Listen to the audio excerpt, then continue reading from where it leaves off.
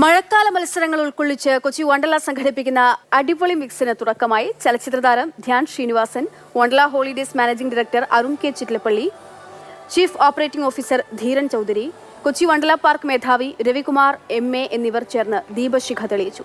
മഴക്കാലാധിഷ്ഠിത മത്സരങ്ങൾ അടുത്ത മാസം 25 വരെ നീണ്ടുനിൽക്കും. ആവേശകരമായ നിരവധി ടാസ്കുകളുള്ള പരമ്പരയാണ് അടിപൊളിമ്പിക്സ്. ബുധൻ, ശനി, ഞായർ ദിവസങ്ങളിൽ നടക്കുന്ന സാഹസിക ഗെയിമുകൾ 25-ന് ഗ്രാൻഡ് ഫിനാലെ വരെ തുടരും. 350cc ബൈക്ക്, 70,000 രൂപ മൂല്യമുള്ള ട്രാവൽ വൗച്ചർ, ഇലക്ട്രിക് സൈക്കിളുകൾ, വണ്ടർല റിസോർട്ടിൽ സൗജന്യ താമസം തുടങ്ങിയവയാണ് സമ്മാനങ്ങൾ. പ്രീമിയം വൗച്ചുകൾ, ഡൈനിങ് വൗച്ചറുകൾ തുടങ്ങിയവയുമുണ്ട്. ഓർമ്മകളുടെ ശേഖരത്തിൽ അതുല്യമായ അനുഭവങ്ങൾ കോർത്തിണക്കൽ ഈ മത്സരങ്ങൾ വഴിതെളിക്കുമെന്ന് managing director Arun K Chittilappilly പറഞ്ഞു.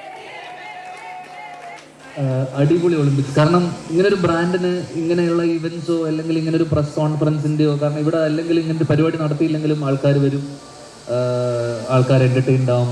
ഇങ്ങനത്തെ ഒരു ഇവൻറ്റിൻ്റെ ആവശ്യം പോലുമില്ല. പക്ഷേ എന്നിട്ട് പോലും അവരെടുക്കുന്ന ഒരു ഇനീഷ്യേറ്റീവ് എന്ന് വെച്ച് കഴിഞ്ഞാൽ ഇതുപോലെ കുഞ്ഞു കുഞ്ഞു മത്സരങ്ങൾ വയ്ക്കാനും അതിൽ ആൾക്കാർക്ക് സമ്മാനങ്ങൾ കൊടുക്കുന്നു.